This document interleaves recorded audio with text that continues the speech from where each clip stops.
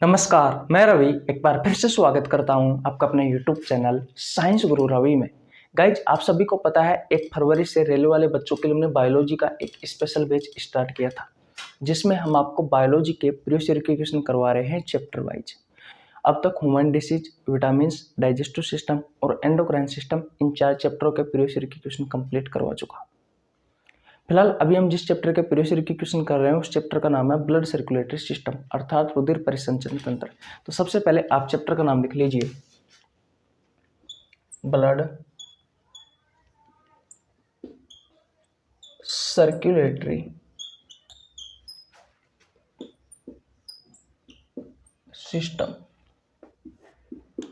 अर्थात रुधिर परिसंचरण तंत्र। लास्ट क्लास में मैंने आपको आरबीसी से संबंधित कॉन्सेप्ट क्लियर करवाया था। आज की क्लास में आरबीसी से जितने भी क्वेश्चन आपसे रेलवे ग्रुप डी में, एनटीपीसी में, एलपी टेक्नीशियन में, आरआरबीजेई में, आरपीएफ में जो क्वेश्चन पूछे गए हैं वो सभी क्वेश्चन एक एक करके मैं आपको करवाने वाला हूँ। क्वेश्चन नंबर 62 तक लास्ट क्लास में यानी कि अब तक हम इस चैप्टर में कर चुके हैं। आज हम शुरुआत करने वाले हैं क्वेश्चन नंबर 63 से। वीडियो को शुरू से लेकर के एंड तक देखना। इस क्लास में आपको बहुत कुछ नया सीखने को मिलेगा। चलिए फिर आज की क्लास की शुरुआत करते हैं। ये रहा आपकी स्क्रीन के सामने क्वेश्चन नंबर 63। देखिए भैया, ये रहा आपकी स्क्रीन के सामने क्वेश्चन नंबर 63। क्वेश्चन नंबर 63 कहता है कि जो श्वसन वर्णक होता है वो हीमोग्लोबिन, यानी कि जो श्वसन वर्णक है वो हीमोग्लोबिन है, इनमें से किस में मौजूद होता है? श्वसन वर्णक हीमोग्लोबिन इनमें से किस में मौजूद होता है, ये आपसे क्वेश्चन पूछा गया है। आपके ऑप्शंस है, option number A RBC, option number B है डब्ल्यूबीसी, ऑप्शन नंबर सी है प्लेटलेट्स, ऑप्शन नंबर डी है प्लाज्मा। और ये क्वेश्चन आपसे आरआरबी ग्रुप डी में पूछा गया है 11/10/2022 को। पूछा गया है कि श्वसनीय वर्णक, पहली बात तो याद रखना है श्वसनीय वर्णक हम हीमोग्लोबिन को कहते हैं। तो क्वेश्चन आपसे कह रहा है कि हीमोग्लोबिन इनमें से किस में मौजूद होता है। तो मैंने आपको कल अच्छे से बताया था कि आरबीसी ये ब्लड की मुख्य कोशिका है, बताया था ना, ये ब्लड की मुख्य कोशिका है और इसमें ये हीमोग्लोबिन उपस्थित होता है। ये हीमोग्लोबिन उपस्थित होता है जो आपके ब्लड को लाल रंग प्रदान करता है और आरबीसी का लाल रंग भी इसी हीमोग्लोबिन की वजह से होता है। इस हीमोग्लोबिन का स्वयं का रंग बैंगनी होता है, इस बात का आपको ध्यान रखना है। कल मैंने बहुत अच्छे से सिखाया था आपको हीमोग्लोबिन के बारे में और आरबीसी के बारे में। अब यहाँ पर एक शब्द यूज में लिया गया है श्वसनीय वर्णक। आपने रेस्पिरेटरी सिस्टम वाले चैप्टर में पढ़ा होगा श्वसनीय वर्णक के बारे में। श्वसनीय वर्णक ऐसा वर्णक होता है, ऐसा पिगमेंट होता है जो रेस्पिरेशन की सहायता से आई हुई हवा को हमारे शरीर में घुमाता है। मैंने आपको बताया था कि जो आरबीसी का कार्य होता है वही हीमोग्लोबिन का कार्य होता है। हीमोग्लोबिन आपके शरीर में लंग्स के पास से जो ऑक्सीजन है उस ऑक्सीजन को सेल, टिश्यू, ऑर्गन्स तक पहुंचाता है। कौन? ये हीमोग्लोबिन। किसको? इस ऑक्सीजन को। कितने परसेंट? 100%। तो मैंने आपसे क्या कहा कि ऐसा वर्णक या ऐसा पिगमेंट जो रेस्पिरेशन की सहायता से आई हुई हवा को हमारे शरीर तक पहुंचाने का काम करता है, यानी कि हमारे शरीर में परिवहन करवाने का काम करता है, उस वर्णक को श्वसनीय वर्णक कहा जाता है। तो रेस्पिरेशन की सहायता से हमारे शरीर में कौन सी गैस आती है? ऑक्सीजन ही तो आती है। और इस ऑक्सीजन को ये जो हीमोग्लोबिन होता है जो आरबीसी में पाया जाता है वो 100% परिवहन करवाता है, आपके लंग्स के पास से खा लेकर के जाता है, आपकी सेल के पास, टिश्यू के पास, ऑर्गन्स के पास लेके जाता है। क्यों लेके जाता है? क्योंकि सेल्स में जो भोजन का अंतिम रूप होता है ग्लूकोज C6H12O6, इस ग्लूकोज को ऑक्सीजन की उपस्थिति में तोड़ा जाता है, कार्बन डाइऑक्साइड, जल और ऊर्जा का निर्माण किया जाता है। हमारे शरीर में जो ऊर्जा बनती है वो एटीपी के रूप में बनती है। उस एटीपी की फुल फॉर्म भी आपसे एग्जाम में पूछी जाती है। एटीपी का पूरा नाम होता है एडेनोसिन ट्राइफॉस्फेट। ये चीज़ भी आपको पता होना जरूरी है। रेस्पिरेटरी सिस्टम वाला चैप्टर नहीं पढ़ा है, आपको नीचे लिंक डिस्क्रिप्शन में मिल जाएगा, आप जाकर पढ़ सकते हैं। ब्लड सर्कुलेटरी सिस्टम वाला चैप्टर नहीं पढ़ा है तो आपको नीचे लिंक डिस्क्रिप्शन में मिल जाएगा, नहीं तो चैनल पर जाकर आप चेकआउट कर सकते हैं। बोलो, तो क्वेश्चन क्लियर हो गया? ऑप्शन नंबर ए, किसी को कोई प्रॉब्लम बिल्कुल नहीं होनी चाहिए। आरआरबी ग्रुप डी में पूछा गया है 11/10/2022 को भी लेटेस्ट क्वेश्चन है। और मैंने आपको बहुत अच्छे से चिल्ला चिल्ला कर कहा था कि भैया जो कार्य आरबीसी का होता है वही हीमोग्लोबिन का होता है। हीमोग्लोबिन ऑक्सीजन का तो 100% परिवहन करता है और जो कार्बन डाइऑक्साइड होती है उसके परिवहन में ये जो हीमोग्लोबिन होता है ये 75% सहायक होता है, क्योंकि 25% जो कार्बन डाइऑक्साइड है वो भैया जल के साथ क्रिया करके क्या बना लेती है, H2CO3 कार्बनिक अम्ल बना लेती है। बहुत अच्छे से सिखाया था। यहाँ पर सिर्फ लैंग्वेज चेंज किया, सौसनी वर्णक दे दिया कि सौसनी वर्णक जो हीमोग्लोबिन है इनमें से किस में मौजूद होता है। आपको तो हीमोग्लोबिन के बारे में जानना है, आरबीसी में मौजूद होता है, बात खत्म। बोलो किसी को कोई प्रॉब्लम? ओके, तो स्क्रीनशॉट ले लीजिए। नेक्स्ट क्वेश्चन की ओर चलते हैं, क्वेश्चन नंबर 64 की ओर, 64 की ओर। चले भैया, ओके। देखिए भैया, ये रहा आपकी स्क्रीन के सामने क्वेश्चन नंबर 64। सेम वही क्वेश्चन है। क्वेश्चन 64 कहता है कि मानव शरीर में श्वसन वर्णक कहाँ पाया जाता है। ये क्वेश्चन आपसे आरआरबी ग्रुप डी में पूछा गया है 24/8/2022 को। तो पहली बात तो श्वसन वर्णक कौन है? तो श्वसनी जो वर्णक होता है वो होता है भैया हीमोग्लोबिन। हमारे शरीर में रेस्पिरेशन की सहायता से आई हुई जो हवा होती है उसको पूरे शरीर में परिवहन करवाने का कार्य कौन करता है? तो भैया ये हीमोग्लोबिन करता है। और जो कार्य हीमोग्लोबिन का है वही कार्य किसका है? आरबीसी का, क्योंकि आरबीसी का मुख्य घटक होता है हीमोग्लोबिन। तो हीमोग्लोबिन 100% ऑक्सीजन का परिवहन करवाता है हमारे फेफड़ों के पास से। जो ऑक्सीजन है उस ऑक्सीजन को हमारे शरीर की प्रत्येक सेल तक पहुंचाने का काम कौन करता है? ब्लड में पाए जाने वाला ये हीमोग्लोबिन, जो कि ब्लड में भी आरबीसी में पाया जाता है। तो आपसे क्वेश्चन पूछा गया है कि भैया आपके शरीर में ये जो श्वसनी वर्णक का जो हीमोग्लोबिन है ये कहाँ पाया जाता है? तो भैया ऑप्शन नंबर है आरबीसी में पाया जाता है। आरआरबी ग्रुप डी का क्वेश्चन है 24/8/2022 का। स्क्रीनशॉट ले लीजिए। नेक्स्ट क्वेश्चन की बात करते हैं, क्वेश्चन नंबर 65 की ओर। चले भैया, ओके। देखिए भैया, ये रहा आपके स्क्रीन के सामने क्वेश्चन नंबर 65। क्वेश्चन नंबर 65 कहता है कि मानव शरीर में आरबीसी का क्या कार्य है। आपके ऑप्शंस है, ऑप्शन नंबर ए शरीर की कोशिकाओं को ऑक्सीजन प्रदान करना, ऑप्शन नंबर बी है शरीर की कोशिकाओं को कार्बन डाइऑक्साइड प्रदान करना, ऑप्शन नंबर सी है शरीर की कोशिकाओं को पचा हुआ भोजन प्रदान करना, ऑप्शन नंबर डी है कोई नहीं।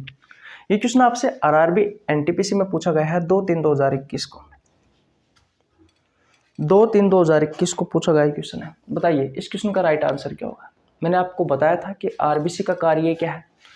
हमारे जो लंग्स होते हैं, हमारे जो फेफड़े होते हैं, उनकी जो सबसे छोटी इकाई होती है एल्वियोली, वायु कूपिका। उन वायु कूपिकाओं से ऑक्सीजन को शरीर की प्रत्येक कोशिकाओं तक पहुंचाना और वापस किसको लेकर के आती है? शरीर की कोशिकाओं से ये आरबीसी।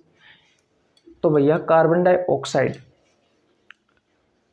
उसको लेके आती है, वो भी 75%, लेकिन ले जाती है ऑक्सीजन को तो 100% ले जाती है।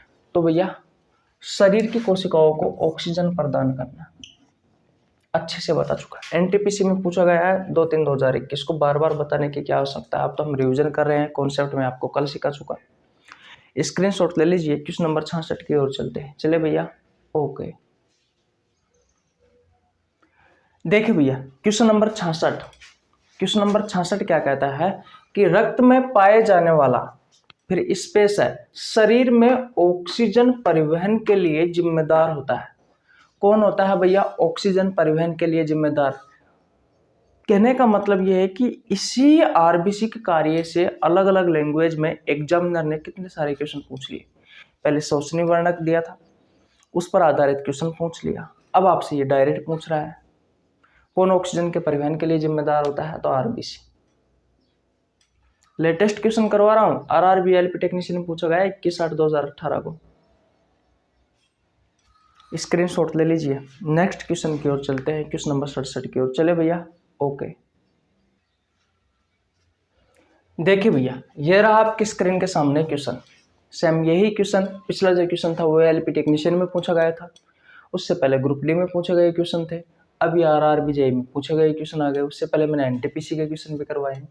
रक्त का इनमें से कौन सा घटक ऑक्सीजन का परिवहन करता है? कौन सा घटक करता है? आरबीसी करता है भैया। क्या समझना है, क्या बता दिया आपको एक बार, कल कॉन्सेप्ट क्लियर करवा दिया था। और ये तो लिए मैं आपको बता दूं भाई, कल मैंने जो आपको कॉन्सेप्ट सिखाया था ना, आरबीसी से संबंधित सारी आरबीसी कंप्लीट करवा दी थी आपको लगभग 41 मिनट में। बहुत अच्छी अच्छी बातें बताई थी आरबीसी से संबंधित, जैसे आपके एग्जाम में क्वेश्चन पूछे जाते हैं। और ये तो कार्यों से क्वेश्चन पूछे गए अलग अलग लैंग्वेज में, तो आपको प्रीवियस ईयर क्वेश्चन करने का ये फायदा मिल जाता है कि जो एग्जामिनर होता है वो किस लैंग्वेज में आपसे क्वेश्चन पूछता है। अरे लैंग्वेज तो एक ही होती है, कहने का मतलब हिंदी या फिर इंग्लिश, दोनों में से किसी एक में आएंगे क्वेश्चन। इंग्लिश में भी आते हैं आपके एग्जाम में क्वेश्चन। फर्क बताएं क्या होता है? फर्क ये है कि एक ही क्वेश्चन को वो अलग अलग तरीके से पूछता है। उस लैंग्वेज के लिए बात कर रहा हूं मैं, घुमा फिरा कर पूछता है, डायरेक्ट नहीं पूछता। कॉन्सेप्ट एक ही है, आंसर एक ही है, लेकिन क्वेश्चन अलग अलग होते हैं। एक क्वेश्चन आपसे आरआरबी जेईई में पूछा गया है भैया 22/5/2019 की स्क्रीनशॉट ले लीजिए। नेक्स्ट क्वेश्चन की ओर चलते हैं, 68 की ओर चले। ओके, देखिए भैया ये रहा आपकी स्क्रीन के सामने क्वेश्चन नंबर 68। ये अच्छा क्वेश्चन है भाई, ये अच्छा क्वेश्चन है। ये थोड़ा अलग भी है आरबीसी से संबंधित ही। मानव शरीर में मौजूद निम्नलिखित में से किस में माइटोकॉन्ड्रिया नहीं पाया जाता? आपके ऑप्शन है आरबीसी, यकृत कोशिका, डब्ल्यूबीसी और मांसपेशी कोशिका। आरआरबी एनटीपीसी में पूछा गया है 2/4/2016। बताइए इस क्वेश्चन का राइट आंसर क्या होगा? आरबीसी होगा। अब देखिए भैया आरबीसी से संबंधित कल की क्लास में मैंने आपको एक कॉन्सेप्ट सिखाया था, और वो कॉन्सेप्ट क्या था ध्यान से समझिए। वो कॉन्सेप्ट था भैया कि जो स्तनधारी होते हैं उन स्तनधारियों की आरबीसी में न्यूक्लियस यानी कि केंद्रक, ये जो केंद्रक होता है ये कोशिकाओं का ब्रेन भी कहते हैं इसे, या कोशिकाओं का कंट्रोलर भी कहते हैं, कोशिकाओं को मैनेजर भी कहते हैं इस केंद्रक को, क्योंकि पूरी कोशिका को कंट्रोल करने का कार्य यही करता है केंद्रक। कोशिका का सबसे बड़ा कोशिकांग होता है न्यूक्लियस। इसके ऊपर 2 मेम्ब्रेन होती है, दोहरी झिल्ली वाला कोशिकांग है ये केंद्रक। तो स्तनधारियों की जो आरबीसी होती है उसमें केंद्रक नहीं पाया जाता भैया। ये जब छोटी होती है तब तो पाया जाता है, लेकिन जब ये आरबीसी बड़ी हो जाती है, मैच्योर हो जाती है, तो उस समय न्यूक्लियस का विखंडन हो जाता है, तो ये नहीं पाई जाती। लेकिन अपवाद है भैया। अब वो अपवाद क्या है? ऊंट, लामा और जिराफ। ऊंट, लामा और जिराफ। ऊंट, लामा, जिराफ, इनके आरबीसी में भैया ये केंद्रक पाया जाता है। विशेष स्तनधारियों के आरबीसी में केंद्रक नहीं पाया जाता। मैंने आपसे ये भी कहा था कि जो आरबीसी होती है इस आरबीसी में माइटोकॉन्ड्रिया नहीं पाई जाती।